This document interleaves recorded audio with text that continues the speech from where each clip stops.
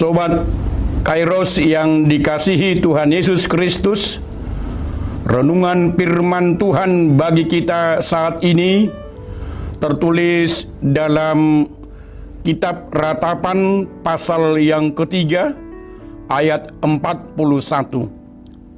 Marilah kita mengangkat hati dan tangan kita kepada Allah di sorga. Sobat Kairos yang dikasihi Tuhan Yesus Kristus, coba ingat-ingat kembali kapan Anda terakhir tertawa begitu bahagia, atau kapan terakhir Anda tidur pulas dan sangat nyenyak, atau kita bisa merenung kapan terakhir kita merasakan kebahagiaan yang sesungguhnya. Tentu jawaban kita berbeda-beda. Ada yang menjawab sudah lama tak pernah lagi tidur nyenyak, sudah lama tak merasakan tertawa bahagia sepenuhnya, atau sebaliknya. Mungkin ada baru kemarin atau hari ini. Sobat Kairos yang dikasihi Tuhan Yesus Kristus, adakah sama sekali yang sudah lupa kapan dia terakhir bahagia, merasakan kedamaian sesungguhnya? Jawabannya ada. Ada banyak di antara kita hanya melalui kehidupan begitu saja. Tidur hanya sekedar saja tanpa merasakan nyenyak. Bahkan kehidupan hanya dilalui sebagai kewajiban saja, tanpa ada sukacita yang berarti di dalamnya. Penuh pergumulan hidup, persoalan yang sedang bergejolak, atau menderita penyakit yang sudah menahun hanya bertahan hidup saja, atau banyak hal lainnya yang membuat kita bergumul dan berduka cita. Bahkan seperti kata pepatah, hidup segan, mati tak mau. Bolehkah hal itu terjadi kepada orang percaya? Jawabannya bisa saja terjadi. Sobat Kairos, pergumulan dan kesulitan datang kepada siapapun. Namun cara menyikapinya yang berbeda. Akan tampak jelas bagaimana orang-orang percaya atau orang-orang beriman menanggapi masalah yang terjadi, baik pergumulan hidup yang berat. Dalam kitab Ratapan ini jelas bagaimana seorang hamba Allah mengalami tekanan hidup yang berat.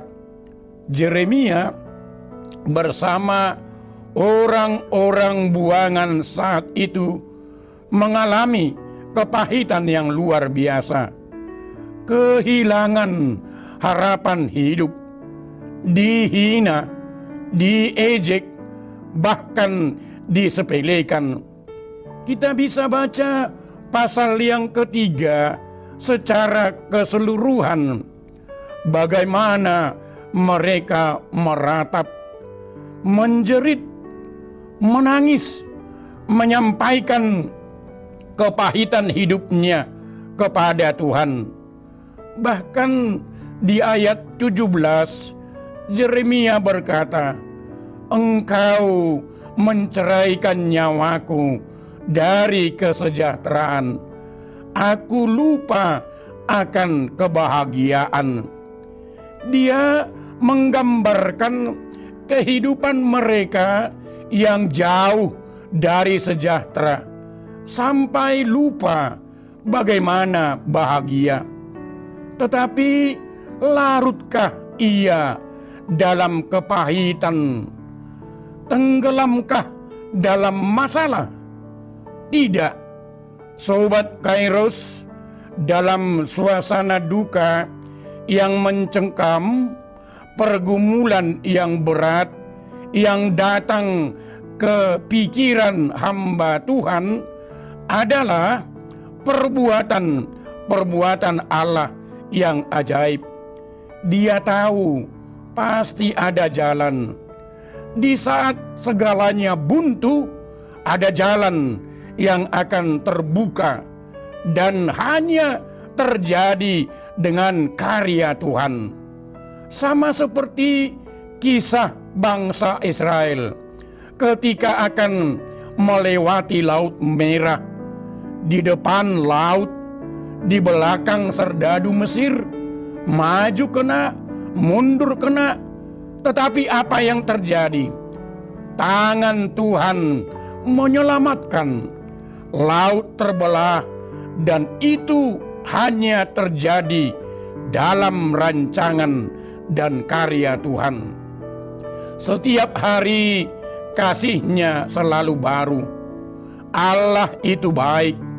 Demikianlah kesaksian orang percaya hamba Allah dalam hal ini, Yeremia. Pasti ada jalan di saat semua buntu, di saat semua tertutup. Marilah mengangkat tangan dan hati kita kepada Allah Bapa di sorga. Demikian pengakuan Yeremia, dan begitu jugalah pengakuan orang percaya saat ini, bahwa kasih Tuhan itu selalu baru setiap saat. Selama mentari masih terbit, di sana orang percaya mendapat kasih baru dari Allah. Sobat Kairos yang dikasihi Tuhan Yesus Kristus, masing-masing kita memiliki pergumulan hidup yang berbeda-beda. Ada yang mengalami sukacita dan kebahagiaan saat ini. Senantiasalah bersyukur kepada Tuhan. Berikanlah pujian yang terbaik kepadanya. Sobat Kairos yang berduka cita, yang mengalami banyak persoalan hidup saat ini, yang sedang berjuang melawan penyakit, bahkan yang sampai lupa bagaimana rasanya bahagia hari ini. Kita diingatkan, marilah kita mengangkat hati dan tangan kita kepada Allah di surga, bahwa ada Allah yang baik, yang senantiasa menolong kita, memeluk dan menguatkan kita. Akan selalu ada jalan keluar, dan akan selalu ada pertolongan kasih dan rahmat-Nya selalu baru. Ingat, tak pernah terlambat pertolongannya. Itulah perbedaan orang percaya menghadapi masalah. Dia selalu yakin bahwa Allah besertanya. Tetap semangat, tetap kuat, dan selalulah berharap kepada Allah. Sekali lagi, marilah kita mengangkat hati dan tangan kita kepada Allah di sorga. Tuhan Yesus menyertaimu. Amin. Selamat beraktivitas, Sobat Kairos. Tuhan Yesus memberkati kita.